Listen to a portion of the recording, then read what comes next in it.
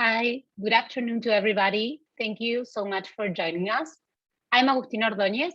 I'm a Fox International Fellow at Yale University, as well as the coordinator of the Gender and Policy Forum Working Group of the Latin American Interdisciplinary Gender Network, LINE. LINE is a virtual network of 6 interdisciplinary working groups coordinated by our council here at Yale and el Centro de Investigaciones y Estudios de Género de la Universidad Nacional Autónoma de México. LINE's main objective is to produce bilingual academic and cultural scholarship to create knowledge and provide solutions to gender-related issues from a variety of perspectives in themes structured as working groups: gender and education, gender and feminism theory, gender, economy, poverty and health, gender in the arts and humanities, gender in science, technology and innovation, gender and human rights, and now its more recent working group, Gender and Policy Forum. As of today, LINE has over 200 members from 35 different institutions throughout the Americas. To learn more about LINE and being part of it, please visit our website. I am thrilled to welcome you to the third session of the Gender and Policy Forum. El Foro de Género y Políticas Públicas tiene 3 metas principales: fomentar el intercambio de ideas de la índole de género entre formuladores de políticas públicas latinoamericanas e investigadores en la academia para que el conocimiento experto se comparta y ayude a avanzar el trabajo en ambos sectores; crear una red profesional para académicos y formuladores de políticas públicas en América Latina; y ayudar a cultivar estrategias de liderazgo para académicos latinoamericanos de estudios de género que aspiran a tener más influencia o autoridad a través de la difusión de sus investigaciones, así como para los formuladores de políticas públicas, ayudar a mejorar la eficacia en sus trabajos. Today's session is moderated by Gisela Sarenberg from Flaxo, Mexico. I will introduce Gisela, who will then introduce the scholars and policymakers and moderate the discussion and Q&A. Gisela Sarenberg es doctora en investigación en Ciencias Sociales, convención en Ciencias Políticas por la Facultad Latinoamericana de Ciencias Sociales, Flaxo, México, y maestra en Políticas Sociales por la Universidad de Buenos Aires, Argentina. Actualmente se desempeña como profesora investigadora en Flaxo, México, donde también es coordinadora académica de la maestría en Políticas Públicas y Género. Es miembro del Comité Ejecutivo del ASA. Ha publicado en diversas editoriales y revistas de reconocido prestigio como Palgrave, International Feminist Journal of Politics, Politics and Gender y Revista Mexicana de Sociología, entre otras. Muchas gracias, Gisela. Gracias y bienvenidos a todos hoy.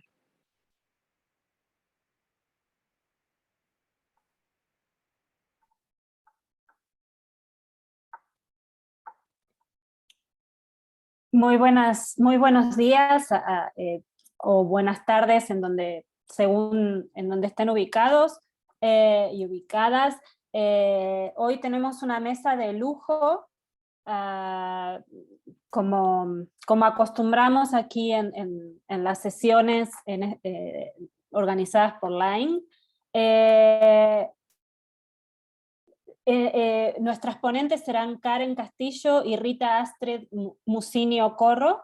Voy a proceder a presentarlas y luego a presentar a nuestras honorables comentaristas. Entonces, Karen Castillo actualmente cursa una maestría en Derecho en la UNAM y está interesada en los temas de Derecho Internacional y Comercial, y lo que nos va a presentar forma parte de su propuesta de tesis de maestría. Rita Astrid Musinio Corro es estudiante de doctorado en el Instituto de Investigaciones Jurídicas de la UNAM, obtuvo una maestría en Derechos Humanos y Democracia en Flaxo, y también tiene experiencia en políticas públicas. Anteriormente se ha desempeñado como especialista en Estado de Derecho y Género para USAID, y actualmente se desempeña como consultora en temas de géneros y derechos humanos.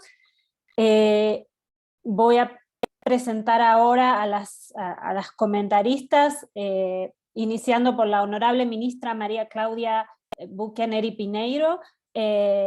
María Clara Buchaneri Pineiro es ministra suplente del Tribunal Superior Electoral, TCE, en Brasil. Fue designada el 3 de agosto de 2021 por el presidente de Brasil, Jair Bolsonaro, para el cargo actual, y es la novena mujer en integrar el Pleno del Tribunal Superior Electoral en el transcurso de 89 años de justicia electoral brasileña. Es abogada, tiene maestría en Derecho del Estado por la Universidad de Sao Paulo, la USP, y es especialista en Derechos Fundamentales de la Universidad de Coimbra, IBCC-CRIM. Se ha desempeñado como asesora principal de la presidencia del TCE y es secretaria general de la Academia Brasileña de Derecho Electoral y Político, ABRADEP, miembro del Instituto Brasileño de Derecho Electoral, IBRADE, miembro de la Comisión de Derecho Electoral del Instituto de Abogados Brasileños, IAB, miembro de la Comisión de Asuntos Constitucionales y de la Comisión Especial de Derecho Electoral del Consejo Federal del Colegio de Abogados de Brasil, es también miembro del TCE Mujeres, la Comisión Gestora de Políticas de Género del TCE, del Tribunal Superior Electoral, y vicedirectora de la Escuela de la Judicatura Electoral del Tribunal Superior Electoral. La ministra está ya conectada, pero va a ingresar específicamente a las 3 de la tarde horario del este para hacer los comentarios porque se ha superpuesto su agenda. Tiene muchas otras integraciones de comités y es un honor que nos acompañe. Nos acompaña asimismo también Julia Elena Peredo Miranda, estudió Comunicación Social en la Universidad NUR de Santa Cruz, Bolivia. Desde entonces se dedicó a trabajar en diferentes empresas, por ejemplo editoriales, redactora de artículos en dichas revistas, luego trabajó en el sector público del órgano judicial de Bolivia, y actualmente se encuentra trabajando en la empresa estatal de Yacimientos Petrolíferos Fiscales de Bolivia como comunicadora corporativa de su empresa subsidiaria. Y finalmente también tenemos el honor de que nos acompañe Carla Carrizo. Carla Carrizo es oriunda de la provincia de Córdoba, Argentina, licenciada en Ciencias Políticas por la Universidad de El Salvador, donde también se ha desempeñado como directora de la licenciatura. Ha sido docente en la Universidad Católica Argentina, la Universidad de Itela y la Universidad Nacional de Buenos Aires. Actualmente es diputada nacional por la Ciudad de Buenos Aires y milita en el bloque de la Unión Cívica Radical. Ingresó al Congreso en las elecciones de 2013 y fue reelegida en 2017. Se desempeña como vicepresidenta del bloque de diputados de la Unión Cívica Radical, como primera vicepresidenta de la Comisión Bicameral de los Derechos de las Niñas, Niños y Adolescentes, y como miembro de las Comisiones de Derechos Humanos y Garantías de la Mujer y Diversidad. Las áreas de trabajo legislativo de Carla Carrizo incluyen organismos e instituciones de control, equidad y género, e infancia y adolescencia como políticas de Estado en Argentina. Como ven, tenemos, como dije, una mesa de lujo. Vamos a iniciar entonces con las ponentes. Las ponentes tienen 20 minutos cada una, les voy a estar avisando 5 minutos antes. Me han pedido que las interrumpa verbalmente, así que no va a ser mala educación de mi parte, sino un acuerdo previo con ellas. Entonces comenzamos, por favor, sin más dilación, con Karen Castillo, adelante. Hola, buenas tardes. Un gusto estar en este foro para poder compartir ideas sobre la investigación que he estado desarrollando en la maestría y poder visibilizar este tipo de temas para género y derecho. Voy a compartir pantalla.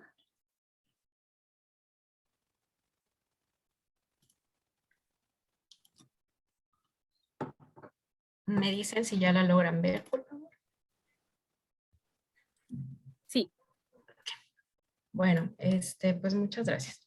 Bien, el tema que hoy voy a abordar versa sobre las políticas comerciales como instrumento para el crecimiento, para el empoderamiento comercial de las mujeres. En ese sentido, quiero iniciar plasmando estos 3 puntos que me parecen fundamentales en el transcurso de la investigación. Esto porque se debe. Bien, durante el desarrollo de políticas comerciales y públicas para el empoderamiento económico y comercial de las mujeres, se da el caso de que existen datos desagregados. Esto quiere decir que la mayoría de las veces los países no cuentan con datos duros o muy frecuentes sobre el comportamiento o las actividades, prácticas y desempeños de las mujeres a nivel sector comercial, independientemente del que éstas se lleguen a ejercer. Asimismo, la transversalización del género en las disciplinas comerciales. Esto nace porque en principio cuando inició esta investigación se planteó y me plantearon que el comercio era neutro. Y a lo largo de, pues bueno, de los 60, 70, las mujeres han invisibilizado esta parte económica y esta vulneración que han tenido. Y al mismo tiempo se ha hecho como una herencia tanto ideológica, cultural, comercial, legal, donde las mujeres han quedado sesgadas y al mismo tiempo se contemplan en las negociaciones esa discriminación o esa poca atención a esta parte de ellas, y al mismo tiempo da como consecuencia que en las redacciones de los tratados de libre comercio queda un poco limitada esta inclusión de ellas. Asimismo, dados estos dos últimos dos puntos, se podría dar un comercio inclusivo, por lo que el comercio internacional reproduce en gran parte las estructuras desiguales de las economías. ¿Por qué? Porque la relación entre el comercio internacional y el género es muy compleja y requiere verse desde diversos enfoques, tanto económicos, sociales, culturales, legales, desde un contexto concreto. Esto quiere decir desde una zona en específica, con el objetivo de elaborar el desarrollo económico, se reduzca la pobreza y promueva el empoderamiento e igualdad entre hombres y mujeres. Asimismo, las políticas comerciales no tienen el mismo efecto en todos los segmentos de la población, esto entre hombres y mujeres. Al mismo tiempo, la igualdad de género y el empoderamiento económico de la mujer contribuye al crecimiento económico y a un desarrollo sustentable en los países. Bien, el Fondo Monetario Internacional se manifestó en 2018 y desde el 2018 hasta la fecha que para romper las diversas brechas que se han generado tanto a nivel social, cultural, económico, comercial, se va a tardar aproximadamente 200 años. Esto porque en comercio, también en otras áreas, existe la segregación horizontal que se produce en aquellos casos en que los trabajadores de un sector o una industria es en su mayoría hombres. Por ejemplo, en las construcciones se da que haya más hombres y que las mujeres se dediquen al cuidado de los niños. Asimismo, la segregación vertical se produce en aquellos casos que jerárquicamente en alguna empresa llegan a predominar los hombres, ¿no? Y esto se considera como el techo de cristal. Los estudios relacionados hasta la fecha sobre la liberación del comercio y sus consecuencias para las mujeres no permiten establecer con certeza si sus efectos son positivos o negativos e indica más bien que todo depende del contexto. Esto porque se desprende de que con la liberación comercial o económica se dio como argumento que todos íbamos a crecer de manera igual o equitativa, y no precisamente la liberación del comercio ha establecido esta solución o este acercamiento o esta equidad, porque la fuerza del comercio puede ser enorme y ofrecer nuevas oportunidades tanto a hombres como a mujeres, y no precisamente va a exacerbar los prejuicios de género y discriminación ya existentes.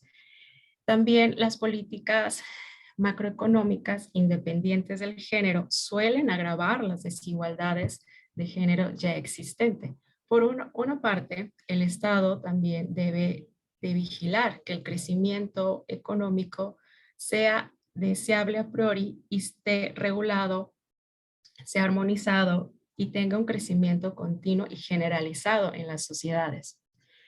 Porque las mujeres han sido contempladas como agentes secundarios en el comercio, y eso crea una discriminación y una vulneración en oportunidades en diferentes sectores, tanto económicos, comerciales, como participaciones de contrataciones, licitaciones, financiamientos, y eso va creando un sesgo y una vulneración para las mujeres.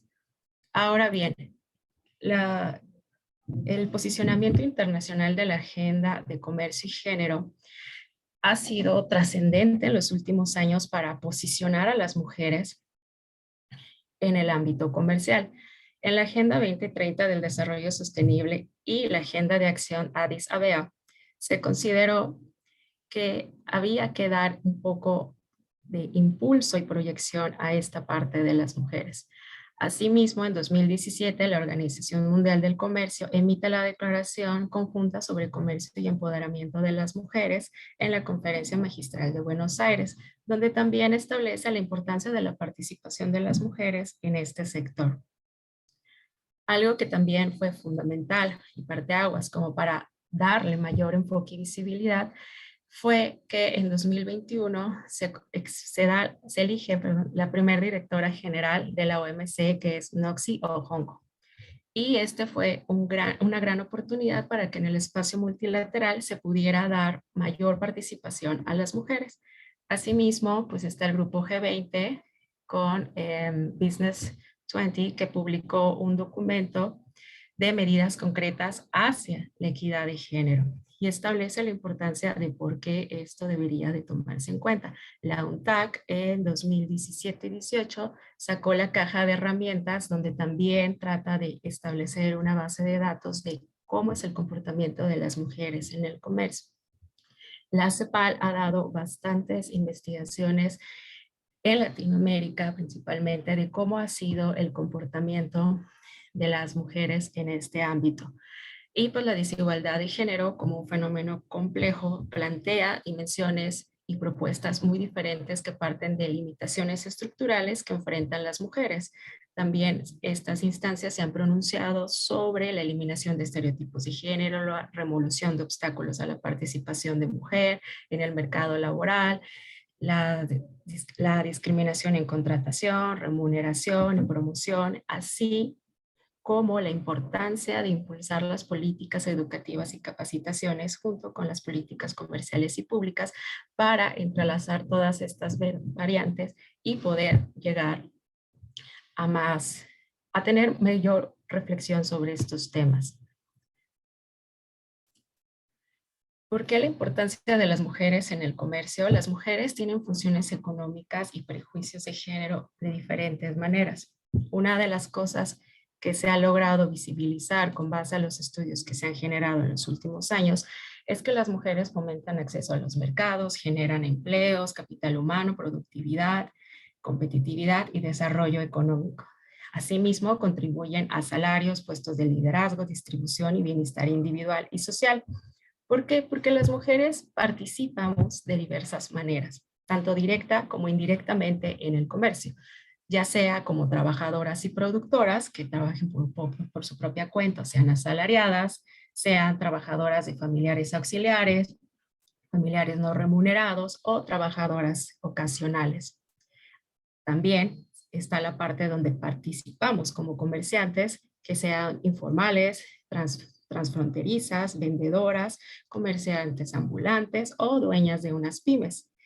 Y en donde todas las mujeres participamos es en esta cuestión de consumidoras, comprando alimentos, otros bienes, usuarios de transporte o servicios públicos y finalmente como contribuyentes. Estas 4 secciones en que se han dividido a la contribución de las mujeres en esta parte visibiliza cómo es que de manera más indirecta que directa llegan a contribuir al comercio. No precisamente se tiene que plasmar o visibilizar de manera magistral esta situación, pero al momento de que se dan estos datos, como les comenté al principio, no se toman en cuenta particularidades donde nosotras hemos estado contribuyendo a lo mismo, ¿no?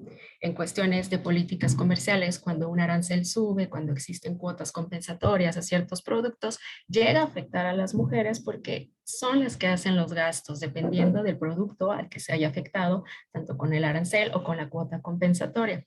Asimismo, también con las tributaciones que en consecuencia también generan daños a los impuestos, a que los impuestos sean más altos.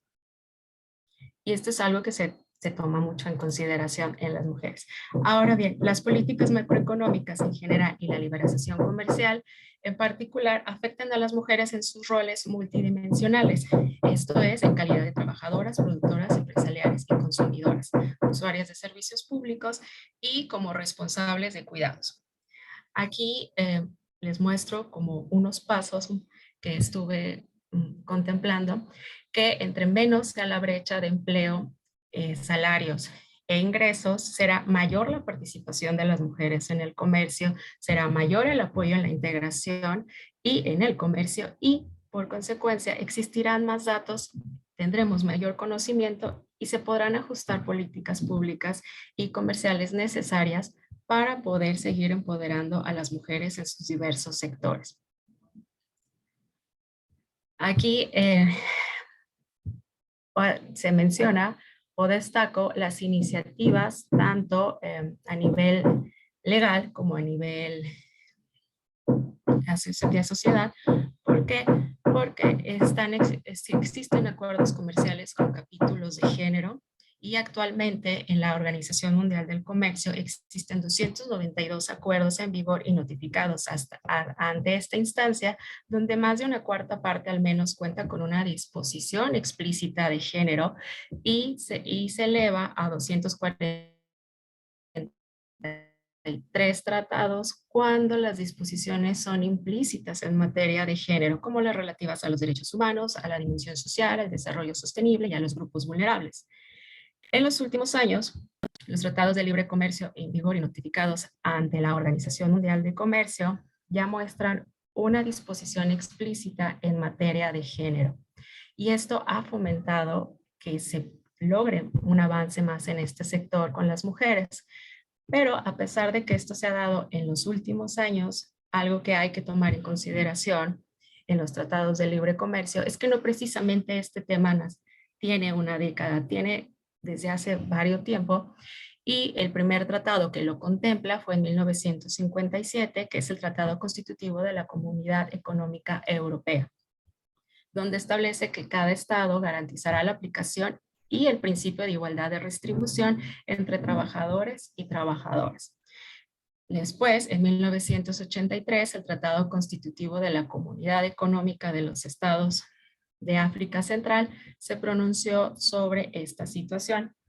En los últimos años, de 2016 para acá, para ser más precisos, en Latinoamérica se dio esta aportación de mujeres que se empezaron a pronunciar sobre el liberalismo comercial, a estar en contra de los tratados de libre comercio que se estaban firmando y negociando y que vulneraban los sectores en donde ellas participaban. Por lo que se dio en los países, principalmente de Latinoamérica, este tipo de disposiciones donde establecen la importancia del género en el comercio, sus objetivos, sus actividades y sus alcances para el empoderamiento de las mismas.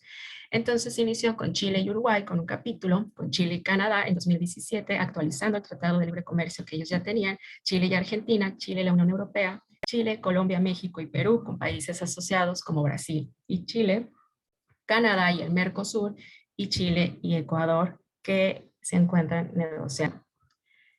Esto fue lo que dio como pauta que ya se pusiera a las mujeres o el género en un tratado de libre comercio derivado de las luchas que se estaban dando y de las manifestaciones a la vulneración y violentación que estaban sufriendo al momento de ser sesgadas o discriminadas mediante un tratado de libre comercio. Por lo que no precisamente la liberación comercial es sinónimo de crecimiento equitativo para todas las áreas competentes, sino que muestra esa parte de vulneración que existe y que y que denota principalmente esa parte de que el comercio no es neutral y que al mismo tiempo los tratados de libre comercio no están redactados precisamente en algo que defina esta situación.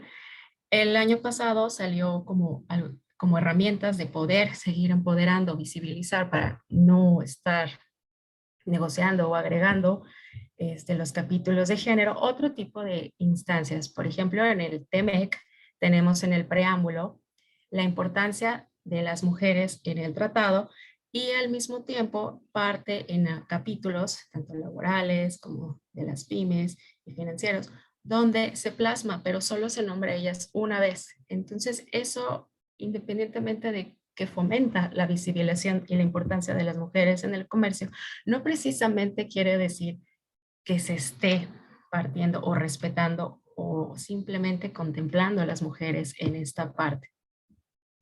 Asimismo, Quedan otras 4 iniciativas. minutos, Carla. Gracias. Asimismo, iniciativas que se han dado pues son las agencias de promociones, SheTrade, Conectividad, Chile, y programas para promover la internacionalización en las empresas de las mujeres que están en Argentina, Brasil, Chile, Costa Rica y en México. Y para finalizar, las herramientas de política comercial que fomentan la igualdad de género, que son la generación de datos sobre comercio y género, la evaluación de comercio sobre las mujeres, capítulos de género, la transversalización, facilitación de comercio y promoción del emprendimiento de las mujeres. Y pues, como comentarios finales, existen iniciativas, como les comenté, sobre los gobiernos, sobre cómo también implementan el empoderamiento en el sector privado, pero las implicaciones de género de las reformas comerciales se deben evaluar caso por caso, país por país, sector por sector, y al mismo tiempo no basta con preámbulo, con agregar en el preámbulo capítulos o artículos y fracciones, sino sí tener como esa institucionalización en cada parte en donde se vaya a tomar en cuenta esta situación. Algo que también rescato es que Michel Perrot estableció que existe el mismo lenguaje que contribuye a la gramática y que en caso de ser mixto recurre más a un masculino plural que a un disimulo para ellas. Entonces, aquí es algo que también se debe tomar en consideración tanto en las renegociaciones o negociaciones de los tratados de libre comercio, porque suele pasar que las estadísticas son asexuadas, que el lenguaje no está precisamente enfocado a mujeres y deja como parteaguas no tanto esa implicación o ese empoderamiento hacia políticas públicas y comerciales. Y al final de todo, en el comercio participamos todos y es de todos y de todas, y es necesario tratar de ver estas limitaciones que existen en el área comercial y al mismo tiempo empatizar con esta situación para no solo dejarlo por cada gobierno, sino que se siga teniendo ese avance y ese largo camino hasta poder llegar al momento de un empoderamiento y de una equidad y de una igualdad y de un desarrollo sustentable con base a las mujeres y a toda la participación de las personas en el comercio. Muchas gracias. Muchísimas gracias a ti, Karen, por un tema que no es muy habitual que recorramos o que conozcamos. Le voy a dar entonces ahora la palabra a Rita Musinio. Rita, adelante, te voy a avisar a los 15 minutos, lamentaré interrumpirte, que faltan 5 minutos más. Adelante. Claro que sí, doctora, muchas gracias. Voy a compartir. A ver.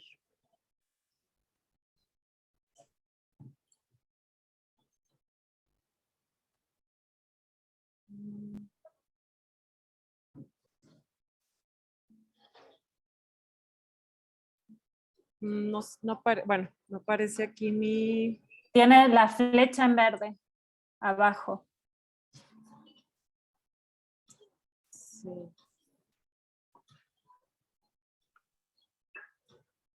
Bueno, no. Rita, ¿quieres que yo haga la presentación? Sí.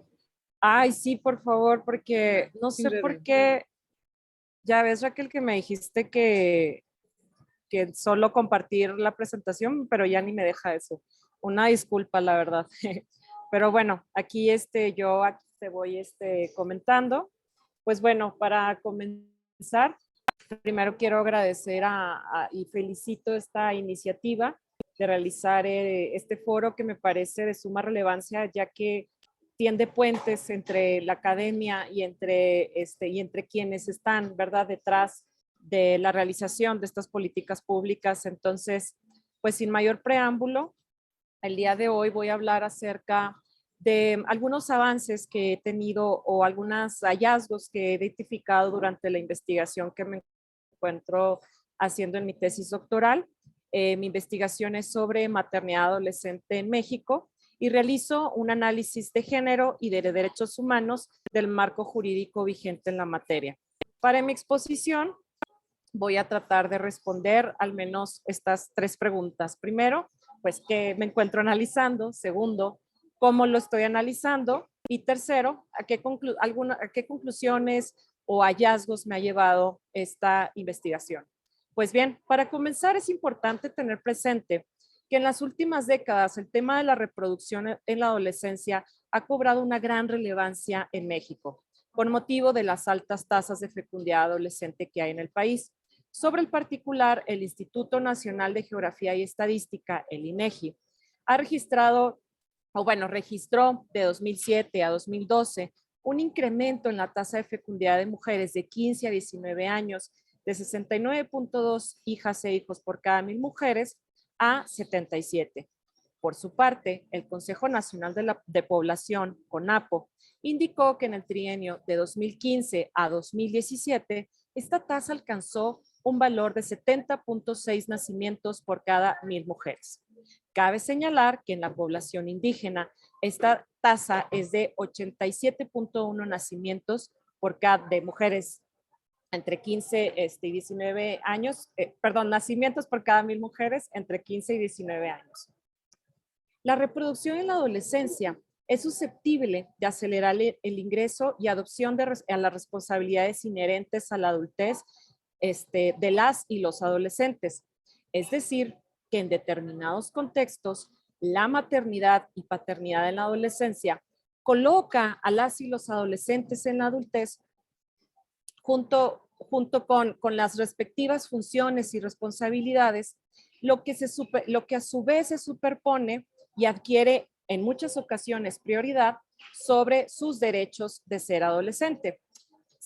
Cabe señalar que, como les digo, si bien existe un impacto tanto en vidas de mujeres como en hombres, sin duda este impacto es mayúsculo en el caso de las mujeres.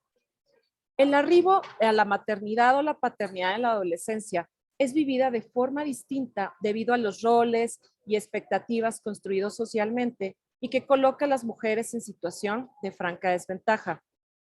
Mientras se espera que el adolescente asuma la maternidad a cualquier costo, esto no ocurre con la misma intensidad con los hombres. Asimismo, a diferencia de los hombres, los roles, estereotipos de género, la diversión sexual del trabajo, entre otros elementos, rodean a las adolescentes de expectativas y responsabilidades inherentes al rol de buena madre, colocándolas en una condición que deriva en valoraciones asimétricas de su posición en la sociedad, lo que nuevamente termina por obstaculizar o impactar en el ejercicio de sus derechos. Pues todo lo anteriormente descrito revela la urgencia de establecer una estrategia estatal específica dirigida a proteger y garantizar los derechos de las madres adolescentes, la cual debe de ser ajena, dicho sea de paso, a toda representación social sobre la adolescencia y la maternidad. Asimismo, debe estar basada en sus derechos humanos y aspirar al logro de la igualdad sustantiva. Actualmente, tanto a nivel nacional como internacional, hace falta profundizar en el conocimiento sobre la maternidad en la adolescencia, sino también hace falta examinar y cuestionar el nivel de integralidad que supone el marco jurídico vigente. En el caso de México, las medidas que hasta ahora se han planteado para proteger los derechos de las madres adolescentes contemplan una atención parcial e insuficiente, la cual pareciera no responder a la realidad y efectos que se desprenden de este acontecimiento, lo que las expone a condiciones de discriminación y riesgo de exclusión social. La apuesta actualmente en el país ha sido poner atención principalmente en la prevención del embarazo adolescente, siendo escasas las medidas orientadas a quienes ya son madres. Por tanto, en la investigación que me encuentro realizando, me propongo a grandes rasgos hacer dos ejercicios. El primero, analizar desde un enfoque de género y de derecho la normativa vigente, tanto a nivel, tanto la que se ha desarrollado desde el derecho internacional de los derechos humanos como a nivel nacional. Asimismo, en un segundo momento, hacer las observaciones correspondientes y buscar plantear una propuesta específica. Para estos fines, como les he comentado, utilizo los enfoques me encuentro haciendo uso de los enfoques de género y derechos humanos para, uno, detectar cuáles son los derechos de las madres adolescentes, más bien, cuáles son los derechos que integran estos instrumentos, cómo y para qué fines pues los integran y buscan protegerlos. Dos, reconocer los objetivos tanto de género como derechos humanos que buscan atender, particularmente en los objetivos de género me refiero a ver o analizar, ¿verdad? Si consideran el cierre de brechas o si consideran llevar a las mujeres hacia qué niveles de igualdad y empoderamiento, así como analizar la viabilidad de estos objetivos. Ahora bien, para este análisis jurídico fue necesario voltear a ver las aproximaciones teóricas que se han realizado al tema desde la sociología, la antropología, psicología, demografía, en fin. Y esto me permitió ver que a grandes rasgos se puede clasificar en dos grandes categorías los trabajos que se han realizado sobre maternidad adolescente. El primero, aquellos trabajos que problematizan en sí mismo la maternidad adolescente, y segundo, aquellos trabajos en donde se profundiza en los elementos contextuales en que deriva y transcurre la maternidad. En relación a esta primera línea que les menciono, la de la problematización absoluta de la maternidad adolescente, Natalie Yanes, una investigadora de Colmex, señala que esto se debe, este calificativo se debe a que la conformación de la maternidad y la adolescencia como objeto de estudio no ha sido neutral, ya que ha sido influida por discursos hegemónicos sobre la regulación de la fecundidad y partiendo de conceptualizaciones universales de adolescencia, maternidad y familia. La segunda postura, en la que se destacan más los elementos contextuales en que derivan y transcurre la maternidad, advierte que establecer la maternidad como un problema en sí mismo, es decir, señalar que en sí mismo genera problemas en la salud, en la educación, en la economía, en el trabajo, deja al margen del análisis otras cuestiones que son importantes de tener en consideración y claro, sobre todo cuando estamos hablando del tratamiento de este fenómeno a través de políticas públicas. Un ejemplo de esto es en el caso del derecho a la educación, en donde se busca atender el problema o la problemática de la deserción escolar a través de becas. Entonces, aquí lo que es importante ver es, desde este análisis contextual, es ver la manera en la que esto necesita de apoyos adicionales, es decir, la sola beca no podría resolver este problema el tema de prevenir la deserción escolar si no volteamos a ver la distancia que existe entre la madre adolescente y la escuela, si no volteamos a ver las condiciones de vida de la mujer adolescente. En el derecho a la salud pasa lo mismo, incluso la organización, particularmente de la salud materna, la Organización Mundial de la Salud ha señalado que que para prevenir que los riesgos en la salud materno-infantil es necesario que exista disponibilidad de hospitales, una adecuada atención prenatal, es decir, que existiendo estos elementos o estando asegurados estos derechos, esto podría asegurar pues un parto exitoso, ojo, refiriéndome a adolescentes entre los 15 y los 18 años, ¿verdad? Porque cuando hablamos ya de mujeres menores, pues quizás ahí ya estamos hablando, o más bien ahí ya estamos hablando de otra situación y otro contexto. Pues bien, el acercarme a estas aproximaciones teóricas me llevó pues a plantear una tercera propuesta, por así decirlo, que es la que vemos en esta diapositiva, una postura en la que desarrollo a partir de los elementos los elementos identificados de las ciencias sociales y que permita analizar la maternidad adolescente desde el enfoque de derechos y de género. Ah, está muy bien ahí, Raquel. No, en la segunda diapositiva, donde están como los circulitos. Bueno, entonces, esta postura, como les mencionaba, en esta postura trato de recoger todo lo que se desarrolla desde estas aproximaciones y trato también de establecer o de delimitar dimensiones que permitan hacer una traducción o permitan más bien trasladar todo esto hacia lo jurídico, porque como sabemos, muchas veces existe pues un gran problema o nos vemos a veces en problemas cuando tenemos que trasladar todo esto en términos jurídicos. Y es así que desde esta postura que planteo, considero que una mirada holística y que permita un análisis de género y derechos humanos del fenómeno implica tener en cuenta al menos estas 7 dimensiones que se observan aquí. Ahora bien, para responder, es importante o me parece importante en este momento también responder por qué se analiza la maternidad adolescente desde el enfoque de derechos y por qué se analiza desde el enfoque de género. Pues bien, desde el enfoque de derechos, es importante porque desde esta perspectiva, las personas son consideradas titulares de derechos y no meras receptoras de beneficios. Se busca la realización de los derechos y más que la sola satisfacción de las necesidades. Asimismo, y esto es muy importante, se ponen a las personas en el centro para generar entornos propicios para la toma de decisiones.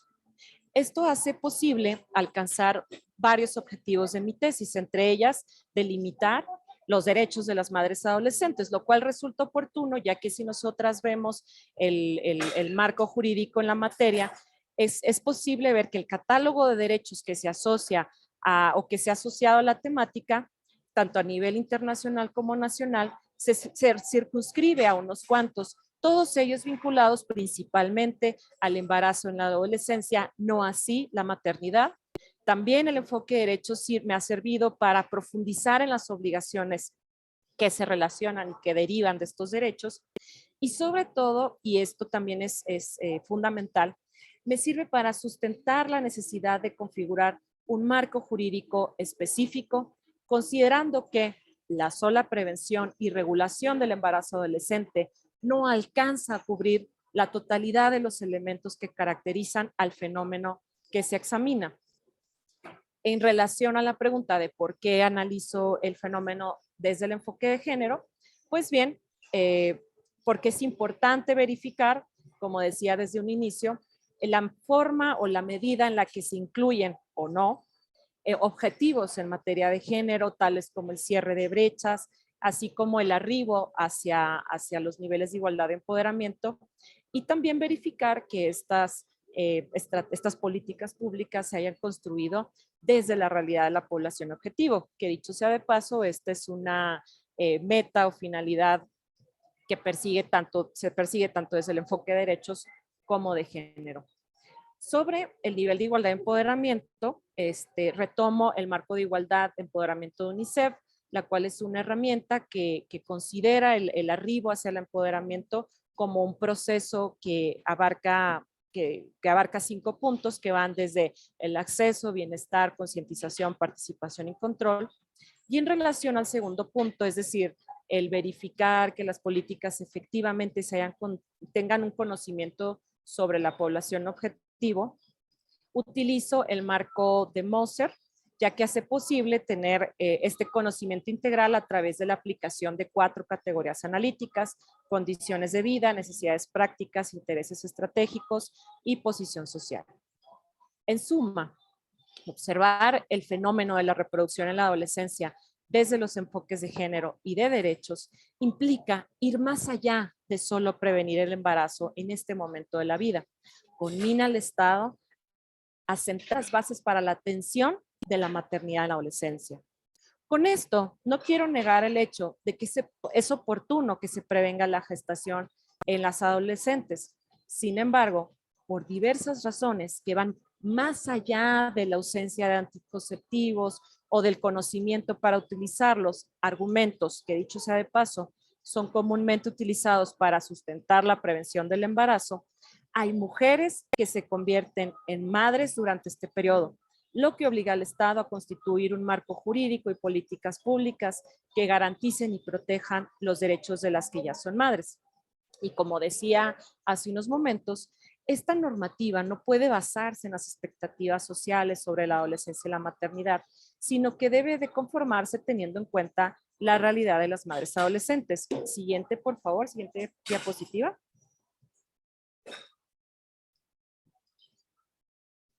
Bueno, ahí está. ¿A qué me refiero con esto que he repetido ya en varias ocasiones? De que la estrategia debe de realizarse desde los enfoques de género y de derechos y los riesgos de que solo nos centremos y los riesgos de que más bien no tengan estos enfoques. Pues bien, esto es importante porque una estrategia estatal sin estos enfoques invisibiliza la maternidad adolescente o la aborda escasamente. También, y al contrario, podemos ver una que sí lo considera, que visibiliza y atiende a la maternidad adolescente como un fenómeno que, si bien se interrelaciona con el embarazo, tiene particularidades que precisan de una atención estatal. Sin estos enfoques vemos que las madres son meras receptoras de beneficios y que cuando se aplican estos enfoques se reconoce a las madres adolescentes como titulares de derechos. En una estrategia sin estos enfoques, se representa la maternidad como un evento que trunca todas las posibilidades de movilidad social de la mujer, entre otras consecuencias, y verla desde género y derecho desde derechos y género, implica reconocer e identificar la manera en que la madre adolescente, junto con sus redes de apoyo, desarrolla las capacidades necesarias para sobrellevar su situación. Sin estos enfoques se reproduce la idea de que toda maternidad en la adolescencia es producto de un embarazo no deseado, de un accidente, ante la falta de métodos anticonceptivos, educación sexual, y una más congruente con estos enfoques reconoce la capacidad reflexiva y agencia de las adolescentes y en reconocimiento de esta capacidad se propician entornos adecuados para la toma de decisiones. Ahora, ¿qué es lo que he podido detectar? Pues bueno, la exégesis desde estos enfoques me ha permitido observar la forma en que las políticas públicas vigentes del Estado mexicano pues contribuyen a la realización de los derechos, al cierre de brechas y al logro de la igualdad sustantiva. Actualmente los instrumentos más relevantes en la materia son tres: la Estrategia Nacional para la Prevención del Embarazo Adolescente, la ENAPEA, la Beca de Apoyo a la Educación Básica de Madres Jóvenes y Jóvenes Embarazadas, que se denomina Proma Joven, y el Programa Nacional de Protección de Niñas, Niños y Adolescentes 2021-2024. Pues bien, en esta ocasión me voy a referir solo a la ENAPEA y al Proma Joven. La ENAPEA es una estrategia que se estableció en 2015 para reducir el embarazo, reducir el embarazo de mujeres, de adolescentes entre los 15 a los 19 años y eliminarlo en mujeres de 14 para abajo. Esta estrategia considera, además de prevenir el embarazo adolescente, tiene algunas líneas de acción, muy pocas, en donde se habla un poco más de la atención a la maternidad adolescente y por eso es que la analizo. Un aspecto importante a considerar de esta estrategia es que aborda el tema de la heterogeneidad del embarazo de la adolescencia en razón de la edad, reconociendo que existen diferencias en los embarazos que ocurren antes y después de los 15 años. Además, que se incorpora a la población, dentro de la población objetivo, a los hombres adolescentes, lo cual es de suma relevancia. Me parece que ya me queda poquito tiempo, entonces... Sí, te quedan 4 minutos. Ah, perfectísimo. Muy bien. Sí, es que por aquí también puse mi cronómetro. Pues bien, en relación a esta estrategia, también me gustaría indicar que en septiembre de 2021 fue aprobada una segunda fase de la ENAPEA para los años 2021 a 2024. Pues bien, a grandes rasgos, los que he identificado esta estrategia es que, bueno, en 2018 la CEDAW manifestó su preocupación por la insuficiencia de recursos financieros sumados destinados a la implementación efectiva de la misma, y que esto desde el enfoque de derechos representa una afectación al elemento de máximo uso de recursos disponibles en relación con la obligación de garantizar. Y otra cuestión es que cuando uno mira esta segunda fase que les comentaba de la estrategia para los años 2021 a 2024, algo que me parece que es importante, me inquieta pues, es que la estrategia anterior contemplaba al menos 5 componentes dentro de la estrategia, y que ahora estos componentes se ven reducidos a 4. Es decir, antes se consideraba al menos la protección al derecho laboral de las madres adolescentes que se insertan en este mercado, y ahora solo se reduce a la protección del derecho a la educación, derechos sexuales y reproductivos. El PROMA Joven, por su parte, ya no diré mucho sobre eso por el tiempo. Este programa se destinó para darle becas a las mujeres, adolescentes embarazadas y madres jóvenes para que continúen sus estudios.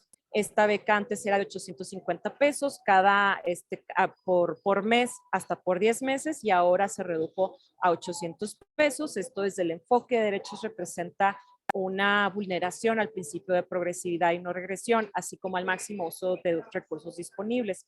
Pues bien, la siguiente diapositiva ya con eso cierro. Sí, te queda un minuto.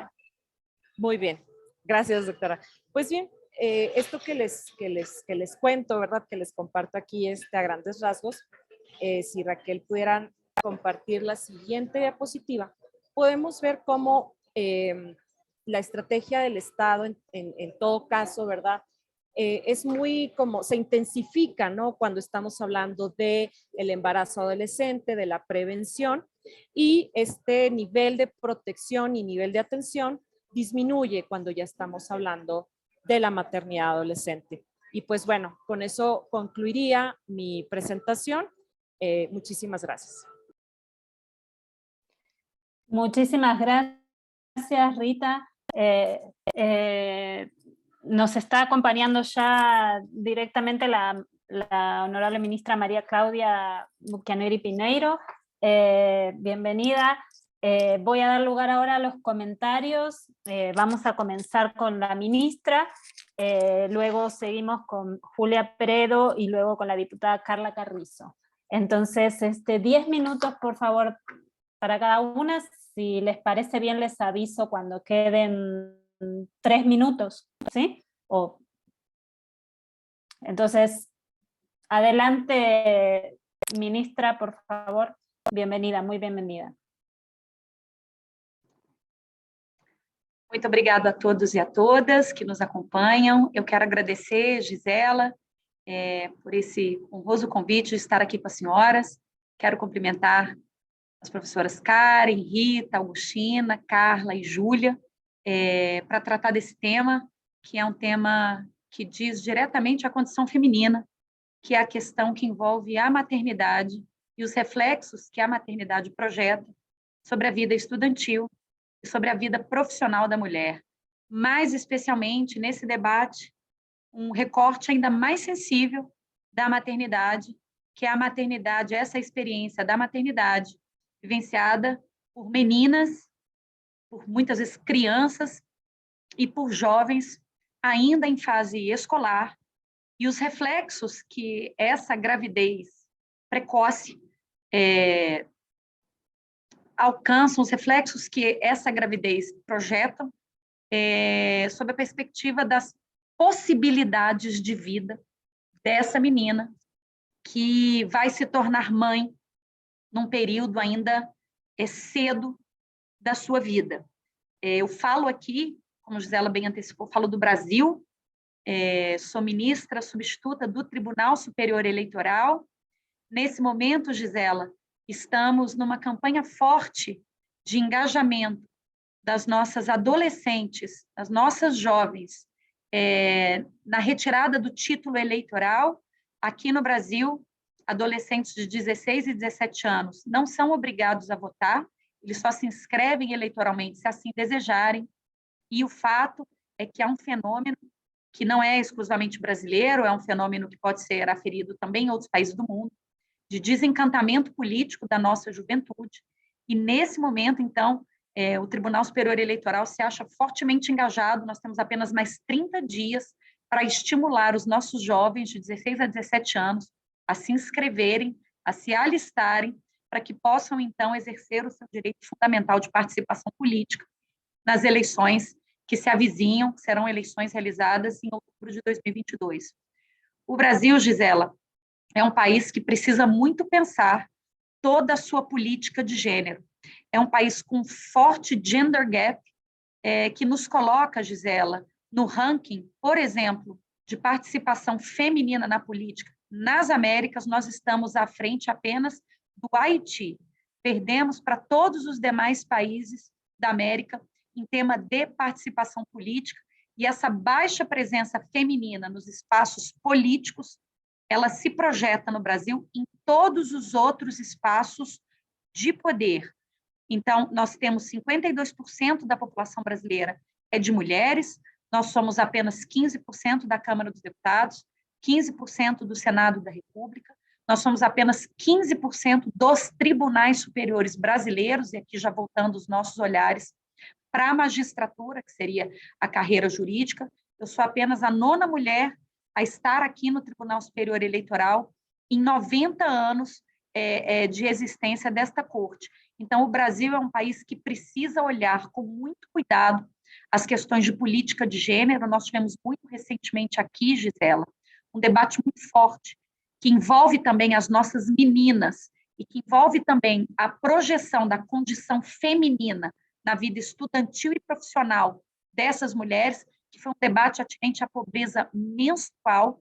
Nós tivemos um grande debate sobre se o poder público está obrigado a fornecer absolvente às nossas adolescentes, às nossas meninas, e essa iniciativa acabou sendo vetada pelo presidente da República, o que gerou uma forte mobilização no Brasil, em que se deu luz, e foi importante que esse debate viesse à lume, em que se jogou luz como a falta de um item básico de saúde, como é o absolvente, como ele se projeta no abandono estudantil de um grande percentual de meninas que deixam de comparecer a dias expressivos, ao número expressivo de dias aulas, justamente porque estão no período menstrual e não dispõem de condições mínimas de saúde de um absolvente, para que não precisem abandonar as suas escolas durante esse ciclo menstrual. Questão que também envolve o uso de folha seca no Brasil, no lugar de absolvente, jornal velho, e como isso se projeta na própria saúde das nossas mulheres. Eu fiz essa introdução, porque falo do Brasil, preciso falar um pouco da realidade do meu país, para afunilar um pouco mais para a questão agora que nos une nessa tarde, que é a questão da gravidez de meninas e de adolescentes, sobre as consequências, muitas vezes, não é, Gisela, irreversíveis. As consequências irreversíveis que esse acontecimento gera na vida e na carreira de uma menina, que muitas vezes, em razão dessa gravidez precoce, da total falta de apoio, tanto durante a gestação, como em especial depois da gestação, essa menina se acha absolutamente, abandona os seus estudos num primeiro momento, e depois, num segundo momento, ela é lançada precocemente ao mercado de trabalho, com uma baixa qualificação, obrigada que está a prover o sustento da sua filha precocemente gerada, e com isso toda a sua jornada de capacitação e de profissionalização acaba sendo comprometida, justamente considerada a falta de rede de apoio, tanto nesse primeiro momento, que é o momento da gestação, há um forte abandono dos estudos durante o período da gravidez em si, mas também depois, em que a mulher precisa cuidar da sua filha e precisa prover o sustento do filho que gerou, o que a arremessa, muitas vezes de forma prematura e sem a capacitação necessária, num mercado de trabalho que vai remunerá-la de uma maneira baixa, subremuneração, num ciclo vicioso que acaba comprometendo toda a trajetória dessa mulher. E aqui eu gostaria de colocar a discussão e gostaria de ouvi-las sobre algumas políticas e colher a impressão das senhoras sobre algumas possibilidades de compensação ou de atenuação dessa difícil realidade das meninas que engravidam, da maternidade precoce das jovens grávidas. Uma primeira delas seria a possibilidade do homeschooling, ou da educação em casa de meninas grávidas que, por alguma condição da gravidez, se sintam impossibilitadas de comparecer aos seus locais de estudo. De que forma implementar uma educação doméstica, e em especial falo na rede pública de ensino, como fornecer uma educação que ela possa ter em casa, para evitar este abandono e para evitar o comprometimento do seu processo de aprendizado. E, num segundo momento, essa seria uma outra política que gostaria de submeter e de questionar e de ouvi-las a respeito, seria uma política de incentivo fiscal.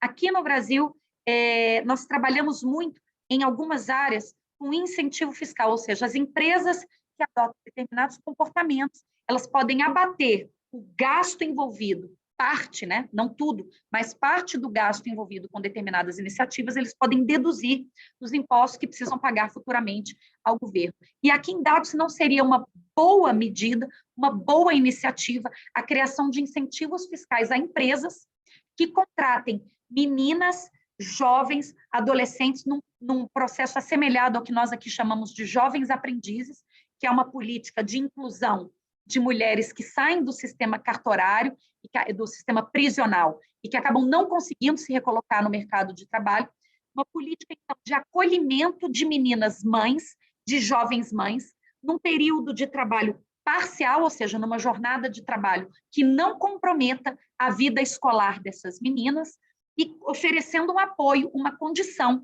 para que essas meninas, então, deixem os seus filhos cuidados durante essa jornada, que necessariamente precisa ser uma jornada reduzida, de 4 horas, para que a menina possa permanecer, manter os seus estudos, e que nesse período que ela trabalha, o seu filho cuidado e acompanhado, e os gastos envolvidos nessa política, posteriormente, uma parte deles possa ser utilizado para dedução de impostos eventualmente devidos ao Estado.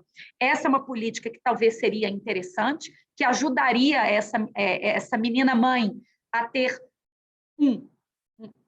verba para cuidar da sua criança, 2, um horário em que essa criança está cuidada e que ela pode se dedicar à sua vida profissional, que precisa ter regular desenvolvimento. E aí indago se nessa hipótese seria o caso de associar a permanência nesse trabalho de jornada reduzida ao desempenho estudantil. Se as senhoras acham que o desempenho estudantil deveria ser condição de manutenção desse emprego de jornada reduzida e de apoio à criança, condicionado, então, a um desempenho escolar, ou não, se, independentemente do desempenho escolar daquela mãe, daquela menina mãe, essa seria, por si só, uma política de apoio interessante por conciliar a geração de renda, o cuidado da criança e a capacitação profissional da mãe. Eu agradeço a oportunidade de estar aqui nesse debate, de formular essas perguntas para a Rita, de ter a oportunidade de ouvi-las, e estou aqui à disposição de todas, novamente agradecendo o convite. Obrigada. Muito obrigada a você, ministra. Muchas gracias. Muy oportuna la presentación de la ministra. Teníamos justo en el chat, tenemos una pregunta de Agustina Ordóñez sobre cómo se relaciona el embarazo adolescente con la deserción escolar y qué tipo de iniciativas se pueden llevar a cabo. Entonces voy comentando la pregunta porque sintoniza con la intervención de la ministra y para que la vayan pensando. Y damos lugar ahora a los comentarios de Julia Peredo. Insisto a quienes nos están acompañando en redes que está abierta la liga de preguntas y respuestas para que con toda confianza nos hagan preguntas, comentarios de su interés para poderlos abordar hacia el final de nuestro encuentro. Julia, adelante, por favor. Muchas gracias, Gisela. Bueno, con respecto a la temática que expuso Rita Muciño sobre la maternidad adolescente, veo la necesidad de manifestar en respuesta a ello la situación y realidad en que nos encontramos en el país andino como lo es Bolivia. Como todos saben, es el corazón de Sudamérica que limita con muchos de los países que se encuentran representantes justamente hoy día, como Brasil, Argentina y otros, en los cuales la realidad es una de las más alarmantes por ocupar el segundo lugar en la tabla de embarazos adolescentes después de África subsahariana, según los datos del Fondo de la Población de las Naciones Unidas, UNFPA, en el 2021.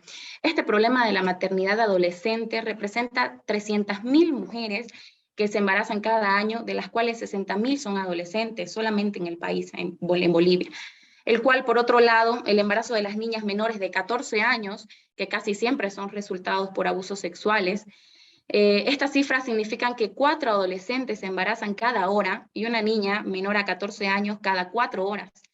Estas estadísticas son las actuales del 2021, según el Fondo de la Población de las Naciones Unidas. En el 2021, también en el programa de la ONU y los datos del Servicio Nacional de la Información de la Salud, SNIS, el promedio de embarazo adolescente infantil fue alarmante, llegando a una cifra de 38.000 casos en el año pasado. Esto equivale a 105 embarazos adolescentes por día y a 6 por día de menores de 15 años. Todo lo dicho en estas cifras sobre el embarazo adolescente, maternidad adolescente e infantil es una de las 5 amenazas contra la vida, la salud y el desarrollo de las niñas y adolescentes que han sido identificadas por la UNFPA. Esto nos hace un llamado, por supuesto, a extremar todos los esfuerzos posibles para erradicar la gestación temprana, que no solamente pone en riesgo la vida y la salud de las menores en consecuencias que afectan a su desarrollo, sino porque también es un atentado contra la vida productiva de un adolescente con un potencial de desarrollo, posibilidad de obtener ingresos dignos, contribuir de manera equitativa a un sistema económico y muchas otras, ¿no? Bueno, esto nos abre la probabilidad de que queden atrapadas en un círculo de pobreza y exclusión social, que afecta no solo, principalmente a estas adolescentes, pero también limita las oportunidades a sus hijos. Y de forma agregada, y dada la magnitud del embarazo precoz en el país, afecta totalmente a su entorno social. Además, esta problemática configura uno de los mayores desafíos sociales, políticos y económicos para los países en vías de desarrollo, como lo es Bolivia.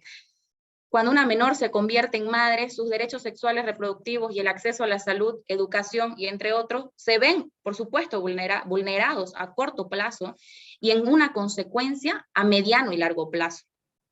Esto también viene a derivar, como lo decían ahí en una de las preguntas, en la deserción escolar, en un 60% de las adolescentes embarazadas, en fomentar al género para futuros accesos al mercado, la inclusión al mundo laboral, la generación de un capital humano, la posible menor desarrollo de capital y otras que están relacionadas, por supuesto, con la inclusión y la promoción de género. Por supuesto, por ello, la UNFPA pidió que se garantice el derecho a las niñas y adolescentes a un desarrollo pleno, con una información total y sistemas de protección eficaces, con servicios municipales que cuenten con el personal y los recursos necesarios para una atención oportuna de calidad y calidez, incluidos los servicios de salud sexual y reproductiva. Una educación integral a la sexualidad desde la escolaridad es clave, es fundamental. Es una herramienta quizás la más eficiente para la prevención. Una formación, además, en valores de convivencias, de respeto, de autocuidado, por ejemplo, son fundamentales en la casa, desde el colegio y en el ámbito público y privado. También la UNFPA identificó el acceso a una justicia real e inmediata como uno de los aspectos urgentes que el país demande. Aquí en Bolivia es importante que esa reforma considere una perspectiva de género para que los casos de violencia, también como están dentro de las cifras hacia las niñas, adolescentes y mujeres, sean sancionadas de la manera que corresponde, sin, por supuesto, revictimización, ni prejuicio o estereotipos de género de acuerdo a la valoración de los casos, ¿no?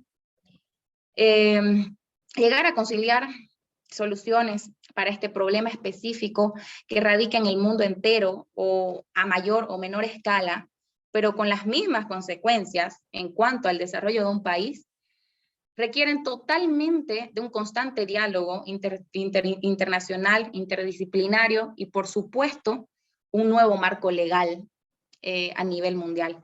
Es decir, amerita una intervención gubernamental e internacional de prevención de manera urgente e inmediata, tanto la parte de salud como la parte legal, para poder lograr una igualdad a través del género y la promoción del mismo, ¿no? Eso en cuanto a mis comentarios, Gisela. Muchísimas gracias por los comentarios. Muy atinados, y también tenía la pregunta sobre la relación entre violencia, acceso o no a la justicia, etcétera, y embarazo adolescente, ¿no? Como si nos podían ampliar al respecto, porque creo que por lo menos en México también compartimos algunos de los rasgos que muy bien ha señalado Julia. Muchísimas gracias. Pasamos ahora a nuestros últimos comentarios. Vuelvo a insistir en que se animen a hacer preguntas en el chat específico de preguntas y respuestas, o si quieren también en el chat, estoy atendiendo a ambos. Questions and commentaries are welcome, ¿sí? Carla Carrizo, por favor, adelante. Bueno, muchísimas gracias por la invitación, un placer enorme. La verdad que me siento desde los dos lados de los protagonistas. Fui también investigadora del CONICET, que es la agencia estatal donde uno hace carrera académica y científica en Argentina. Así que me siento un poco en ese doble rol de extrañar mucho la academia cuando uno hace política pública y de representar los intereses de las mujeres, en particular de Argentina, para poder, bueno, atravesarles la vida de un modo efectivo y significativo. Así que un placer enorme. Felicitar a las tesistas, me encantaron las dos tesis, muy bien. También es un placer haber escuchado a la ministra, por lo menos en Brasil ya hubo 9, en Argentina nosotros perdimos esa apuesta, nunca hubo una mujer en una Cámara Federal electoral, y cuando estuvo postulada en la terna que se elige en Argentina, fue la que más puntaje obtuvo, pero no tuvo el dedo de la élite política. Así que creo que también el tema, que también se mencionó recién, el tema de mujeres en justicia, es un modo de mirar las cuestiones que atraviesan a las mujeres ciudadanas de cada una de las democracias latinoamericanas, ¿no? Bueno, me pareció excelente. Voy a empezar 3 comentarios muy puntuales por cada una de las tesis que me parecieron geniales. En lo de Rita, ¿qué me gustó del enfoque que tuvo? El tema de las madres adolescentes como un actor colectivo en la política pública. Yo digo que los adolescentes en general, y esto es algo que aprendí a ver, digamos, los adolescentes son como los hijos del medio en la familia, ¿no? O sea, son niños, se concentran mucho en los adultos, los jóvenes son jóvenes, tienen secretarías, están incorporados a la vida pública de las democracias en Latinoamérica y en el mundo, pero los niños tienen también focalizado, los adolescentes son niños, y las madres adolescentes están dentro de esa orfandad que tienen las políticas públicas en las democracias con los adolescentes. UNICEF viene alertando, al menos en el caso de Argentina, hace exactamente 5 años, que en Argentina, por ejemplo, mueren más adolescentes por día que femicidios, o mujeres víctimas de femicidios. Son 10 muertes, 6 de las cuales son evitables. Es decir, hay un abandono al colectivo de la adolescencia en las democracias latinoamericanas. No quiero hablar de Europa porque ese es otro mundo, otro estándar, en cuanto a la accesibilidad de derechos y a las políticas de cuidado para actores muy específicos. Pero las madres adolescentes, ese enfoque de verlas como protagonistas de una política me parece excelente. La segunda cuestión que ella marcó y que me parece excelente para pensar política es salir de la visión asistencialista y volver a construir políticas que consoliden autonomía. Una vez que uno no pudo elegir, por las razones que sean, maternar. Y la tercera, el tema de la data. Necesitamos hacer ciencia. Hablo desde un país federal, donde tenemos en Argentina, si nosotros rankeamos, ¿qué nos pasa? ¿Cómo estamos rankeados en Argentina? Bueno, es el mejor de los mundos. Rankeamos con leyes espectaculares y lideramos, y eso está muy bien, pero no alcanza. Porque la tasa de implementación de políticas es absolutamente fragmentada en las 23 provincias del Distrito Federal que tenemos. Hay provincias que todavía no ratifican leyes de hace 20 años. Entonces ahí también hay que ver las estrategias para poder encontrar esta idea de, en países federales, México tiene algo de eso claramente, Brasil obviamente, es muy difícil tener pisos mínimos de igualdad de derechos en todos los enclaves subnacionales de las democracias federales, y ese es un desafío potente. Así que, Argentina, brevemente con esto, coincido mucho con el enfoque de Rita. Yo creo que, ¿qué tenemos nosotros? En Argentina hemos avanzado muchísimo, tenemos un plan ENIA, nosotros desde la bicameral, que fue un logro, tal vez por eso. ¿Qué es la bicameral? Una comisión que tiene dos respaldos, tanto en Senado como en diputados, porque si no nos pasa, los países federales, que son como dos cámaras que no se hablan, los diputados y los senadores, y eso obstruye la implementación de las políticas en todo el país, en todo el territorio, en los países federales. Desde esa bicameral nosotros blindamos ciertas políticas para que sean de estados, y una fue el programa de prevención de embarazo adolescente. Hemos avanzado un montón, pero falta muchísimo. ¿Qué profundizamos desde ahí? Los dispositivos, cuidar, centros de primera infancia, de 45 días a 3 años, eso construye autonomía en esas maternidades no siempre electivas. Y sí, me parece importante el tema de, me dio una idea, que la pongo en consideración, nosotros también hicimos de un programa que tiene, bueno, un poquito, estuvo muy bien mirada a nivel Latinoamérica, que fue lo que llamamos el programa de plan de egreso joven, para los chicos que habían sido, habían atravesado su infancia en hogares de cuidados, ¿no? Porque el Estado tiene la responsabilidad parental. Y creo que ese modelo podría aplicarse a madres adolescentes, es darle un salario mínimo, vital y móvil, hasta los 21 años, y un equipo interdisciplinario para ayudar a construir autonomía sustentable en el tiempo. Estoy jugando, digamos, con ideas, nosotros tenemos becas, pero son muchas políticas universales. Asignación universal por hijo, centros de primera infancia, es decir, hay mucha, pero no está pensada para la mujer adolescente que maternó y tiene que construir su vida independientemente de su hijo. Entonces me parece genial en esa línea. Y finalmente, me encantó lo del comercio, la frase con la que se empezó: el comercio no es neutral, claro que no lo es, y ahí hay muchísimas cosas para hacer, y ahí sí hay un punto que cierran las dos tesis. La tesis de Rita es: las mujeres no somos iguales entre sí, no es solo varones y mujeres. En las democracias latinoamericanas es cerrar la enorme brecha de las mujeres entre sí, las mujeres que no pueden aspirar a más que a ser madres, porque la realización, y esto es una visión etnográfica, ¿qué puedo realizar? Digamos, si el umbral de ingreso a un sistema formal que me lleve al comercio internacional es eterno, soy madre, es lo más fácil, me da realización. Entender a las mujeres que representamos, es como que la tesis de Rita captura ese universo de mujeres latinoamericanas que tiene poco al alcance. Y la tesis de Karen, bueno, las dificultades de quienes ingresamos y que sufrimos violencias, formas de violencia, de exclusión tremenda, para liderar, para trabajar. En esa línea nosotros hemos trabajado muchísimo. Sí creo que un desafío en las democracias latinoamericanas, y acá lo estamos exigiendo un poquito en Argentina, es que cuando hablamos de inclusión financiera, para las democracias con muchísimas mujeres pobres en Latinoamérica, no es acceder a la banca con un plan social, es construir autonomía, entonces con créditos para transformarlas en emprendedoras. Y ahí sí el comercio puede unir las mujeres que están afuera y las mujeres que están adentro. Digamos, necesitamos autonomía económica con créditos.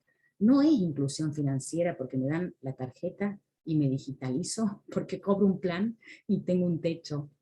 Entonces creo que el desafío de la autonomía económica es que manejemos los ministerios de producción, no tanto las de mujeres, sino la mirada de la innovación económica, que una mujeres que tienen ideas con mujeres que quieren trabajar, y el recurso del dinero, que siempre es un recurso escaso. Cierro con esto. En Argentina hay muchísimas mujeres que lideran las ciencias en todas las áreas, las facultades, y son muy inventoras, lideran la tasa de inventos, y no tienen recursos para transformar esos inventos en proyectos productivos que podrían, ahí sí, un sello de calidad, empresas de mujeres, contratando mujeres y dándoles un puente a la formalidad.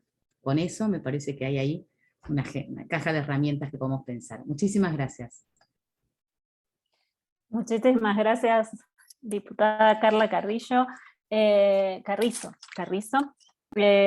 Vamos a pasar ahora a la ronda de preguntas y respuestas. Tenemos, además de la pregunta que comenté anteriormente sobre cómo se relaciona el embarazo adolescente con la deserción escolar, hay un espectador anónimo que dice cómo acercarse a los gobiernos, escuelas y comunidades para poder dar talleres de educación sexual. Actualmente vivo en Oaxaca y me gustaría hacer este tipo de activismo. No sé si hay algún tipo de respuesta específicamente a su demanda, pero bueno, quizás la relación entre talleres y lo que comentó Rita sobre que se piensa que el embarazo adolescente siempre es como un accidente o alguna, ¿no? Quizás pueda dar pie a ampliar esto. De Diego Bombacano para nuestra comentarista de Bolivia, dice, ¿cuál sería la mejor estrategia en comunicaciones para reducir embarazo adolescente, sobre todo en el oriente del país? Entiendo que en el oriente de Bolivia, ¿no?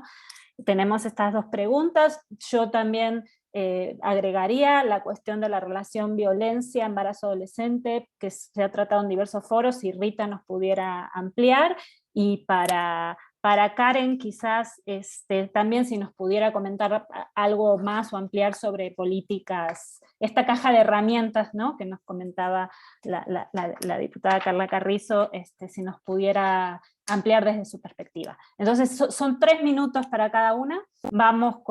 Empezamos con Karen Castillo, 3 minutos, Karen. Y seguimos en el mismo orden. Ok, gracias. Agradezco mucho los comentarios que acaban de manifestar las 3 participantes. Creo que son muy oportunos porque da como otro tipo de reflexión y enfoque que probablemente no estamos muy cercanos en Latinoamérica. Y pues sobre las herramientas, considero que es muy importante esta parte que dice la doctora Carla sobre la autonomía, porque sí es preciso que no necesariamente las mujeres tienen todas las mismas oportunidades para entrar a un financiamiento. Y dicho sea de paso, pues eso tampoco garantiza que les dé como una autonomía económica, pero parto de que las herramientas para fomentar esa igualdad, al menos en el sector de comercio, podría o se tendría que desprender de la evaluación de las actividades o el ejercicio comercial y económico de las personas en un sector en específico, porque al menos en México las actividades comerciales cambian de norte, centro y sur, y en Latinoamérica pues son muchísimas más. Entonces ese acercamiento de conocer en realidad el espacio-tiempo de las mujeres que se van, en este caso, a empoderar comercialmente y económicamente, es demasiado importante. Asimismo, también el acercamiento a la facilitación del comercio, tratar de transversalizar estas disciplinas en el área comercial y empatizar, porque lo que he visto un poco, al menos en Mujer Exporta aquí en México, cuando se inició esa parte de empoderamiento hacia las mujeres, hicieron como 3 talleres donde trataron de dar ese acercamiento y muchísimas mujeres desconocían la mayoría de conceptos o conocimientos de comercio, tanto como teóricos y al mismo tiempo como al acercamiento a la práctica, ¿no? De a dónde se tienen que dirigir para exigir esas financiaciones, contratos ilícitos, licitaciones, perdón. Y ahí creo que es muy importante también, más allá de las herramientas, tanto políticas, comerciales como públicas, también esta parte educativa, porque se necesita acercar bastante a las mujeres a estos puntos para que sepan a dónde ir, cómo ir y qué hacer, ¿no?, en el momento en que se quieran desprender estas situaciones. Y asimismo también tener como esta parte de los datos o bases de datos, de saber quién es, cómo y por qué y qué es lo que se produce en esta área comercial, para tener justo lo que les comentaba, ese acercamiento o esa premisa de saber, ok, ya sabemos a dónde vamos, ¿no? Siento al menos que en comercio no existe como este punto de partida, sino estamos como por todos lados y al mismo tiempo en ninguno, ¿no? Que eso creo que se da más en exportaciones de mujeres, que en México al menos se ha aumentado esa participación de las mujeres en exportaciones, cosa majestuosa, pero todavía nos falta. Y pues, muchas gracias. Muchísimas Bueno. gracias, Karen. Muy interesante. Pasamos ahora a Rita. Sí, muchísimas gracias. Pues trataré de resumir las preguntas que realizan. En relación al tema de la maternidad, bueno, el embarazo, la maternidad adolescente con el tema del acceso a la educación y el tipo de iniciativas. Bueno, en primer lugar, bueno, ¿cuál es la relación que existe? Si definitivamente existe pues sí, un vínculo entre el embarazo, la maternidad y posteriormente la deserción, el abandono escolar. Esto se debe a varias causas que más allá de decir es que se relaciona con eso y abandonan la escuela y punto, sino que hay que ver todas esas causas porque justo la manera en la que se busque resolver mediante políticas públicas va a requerir abordajes diferentes. Por ejemplo, una de esas es el atraso escolar, es decir, que cuando regresan a la escuela ya sienten que existe, pues sí, que ya se sienten como fuera de, como bueno, ya llego en una generación donde ya no están mis compañeras y compañeros, o cuando se insertan después, incluso no inmediatamente después de haber, del parto, sino años después, viene la sobredad, es decir, ya no están como a la par de su generación. O también lo que ocurre es que por las propias tareas, ¿no? Como les decía, la maternidad acelera el posicionamiento de la mujer en la adultez y con las responsabilidades que esto deriva. Entonces, responsabilidades que ya decía ahorita la ministra, que pueden ser pues trabajar, entre otras. Entonces, ya cuando regresan a la escuela, ya sienten que lo que aprendieron o lo que están aprendiendo, pues no se sienten lo suficientemente preparadas, entonces pues también desertan. Otra causa o que se relaciona con esta deserción es la discriminación.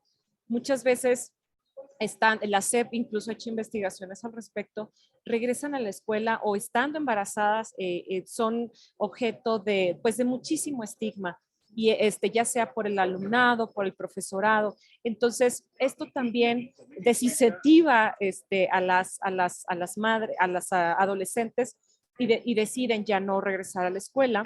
Y otro aspecto es que muchas veces no desertan por presiones de la pareja o incluso de la propia familia. Es decir, tú tienes que dedicarte a tu hija, a tu hijo, ya no tienes que estar en la escuela o por estar en la escuela ya no estás poniéndole la misma atención. Entonces, estas son algunas de esas, algunas de esas causas, ¿no? que hay que voltear a ver. Y sobre el tipo de iniciativas, bueno, ya lo decía también la ministra María Claudia hace unos momentos, estas iniciativas de, bueno, incentivos fiscales y todo, pero y también como de hacer la educación en casa. También algo que se ha, que lo decía un poco la ENAPEA sin desarrollarlo mucho, los protocolos de reingreso. Estos son importantes justo por lo que les decía, porque en un protocolo de reingreso pues puede servir pues incluso, o sea, para generar los entornos adecuados para el ingreso de la adolescente a la escuela, ajustes a los planes de estudio, que puede ser, por ejemplo, esto de que pueda tomar algunas materias en casa, no lo sé, o sistemas duales de trabajo y estudio, ¿no? Porque como ya lo veíamos, muchas se insertan en el mercado laboral, muchas veces informal, para poder costear todos estos gastos. Sobre el tema de los talleres, bueno, más allá de decir, pues acércate a la secretaría tal y todo, sí me gustaría señalar que existe la obligación de parte del Estado mexicano justo de dar esta información al alumnado. Claro, y lo dice tanto la Ley General de Educación como la Ley General de Niñas, niños y adolescentes. Y la relación, bueno, y ya solo para terminar, la relación entre la violencia y el embarazo adolescente, por supuesto que son fenómenos que están interconectados y que en este contexto es muy importante justo la educación sexual, es decir, trabajar con los hombres adolescentes en la corresponsabilidad también, porque muchas veces, y se han visto en las encuestas, como sí se conocen los métodos anticonceptivos, pero no se usan por las asimetrías. Gracias. Muchísimas gracias, Rita. Tendríamos un minuto para las comentaristas si quieren agregar algo. Ministra, por favor.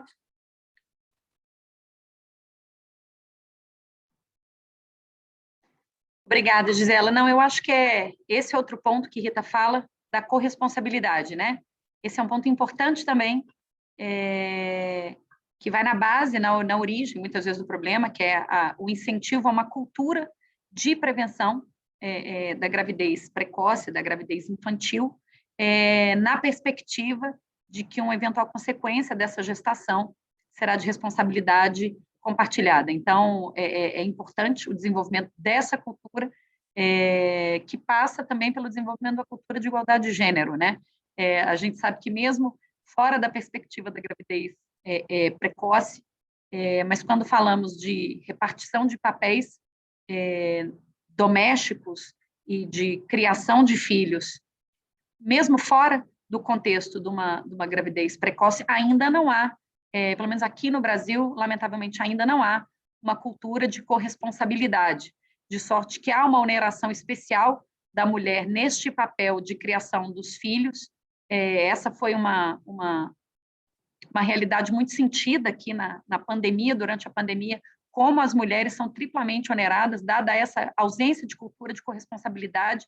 As mulheres acabam sendo mais responsáveis pelo cuidado com os filhos, mais responsáveis pelo cuidado com os pais idosos, isso, na grande maioria das vezes recai sobre as mulheres, e a maneira como isso impacta no desenvolvimento da vida profissional da mulher e no ingresso, na inserção da mulher nos espaços de poder e de tomada de decisão.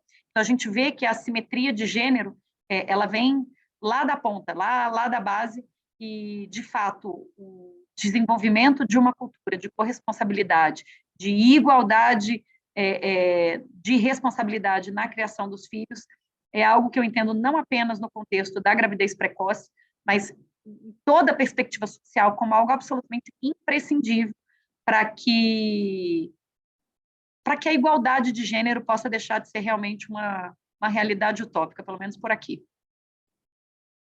Muito obrigada. Julia, un minutinho. Bueno, respecto a la pregunta que decían como política comunicacional, ¿no?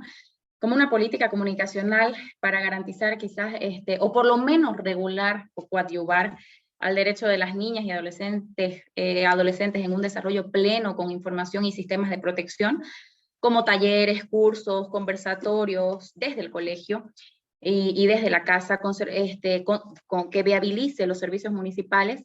Se requiere, por supuesto, se puede manejar desde un programa social de desarrollo.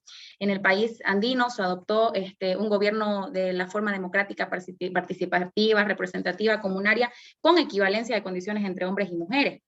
Esto significa que puede viabilizar un programa, un proyecto social, social de educación para integrar, por supuesto, en cuanto a la sexualidad desde la primaria, desde la escolaridad, a través de estos talleres, cursos y conversatorios, por supuesto, con un apoyo comunicacional intensivo y con el personal y los recursos necesarios que puedan manejar una herramienta más que política, sino social, ¿no? Eso, Gisela. Muy interesante, cierto. Bolivia tiene una ingeniería participativa peculiar, muy interesante. Sí. Finalizamos con la diputada Carla. Un minuto, por favor, si quiere agregar algún comentario. No, la verdad muy valiosas todo, me encantó escuchar las propuestas. Esto después de la pandemia todo el mundo incorporó el tema de que la vía digital es una herramienta poderosísima para compensar distancias, universos de políticas, como dijo la ministra, y entonces yo creo que realmente estos espacios sirven para ver qué cosa funciona en qué país. Pero alguien dijo, creo que Julia, la palabra municipio. Yo creo que a veces desde la nación tenemos grandes ideas, pero los efectores de la implementación de política es abajo, es municipio, es esa democracia de proximidad. Y ahí hay que poner todas las estrategias, porque es mucho más fácil por la diversidad, compartimos con Brasil, también con Bolivia, ¿no? Las poblaciones son diferentes, entonces el modo en que se puede llegar tiene que ver con el lenguaje del lugar. Es el modo en que se entiende, el modo en que una política no se vive intrusiva, no se vive agresiva. Entonces, saber usar los dispositivos del Estado tiene que haber, como decía Julia, comunicación e ingeniería desde lo local hacia lo nacional. A lo nacional, grandes principios que orienten y que garanticen derechos, pero la formulación por ahí de política es más efectiva si se conoce el entorno. Bueno, una de las consignas del feminismo y del movimiento de las mujeres era lo privado es público. Entonces, a veces me parece que, como decía Julia, a veces necesitamos la familia cuando romper mitos sobre la educación sexual, ¿no? Así que no alcanza con la escuela, sino que tenemos que tener dispositivos más públicos donde podamos hablar de lo que, bueno, de romper mitos, digamos, ¿no? Y me impactó mucho eso que comentó Rita, de que obviamente las comunidades originarias es donde ahí se confunden, digamos, hay poco margen de electividad y hay mucha más, una impronta, digamos, más mezclada con determinismo y violencia. Entonces, me parece que hay que tener políticas muy focalizadas para avanzar con éxito. Así que ha sido un placer escucharlas. Muchísimas gracias por tan valiosos comentarios.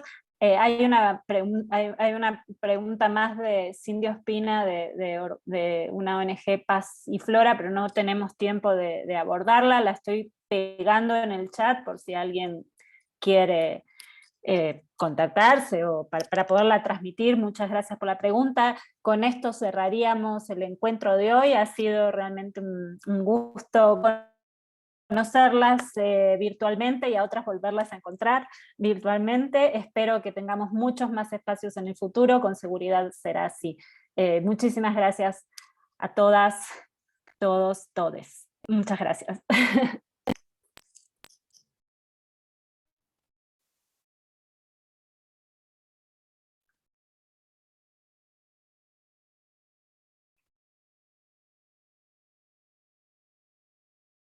Ok, estamos, ¿no? Karen, creo que ya...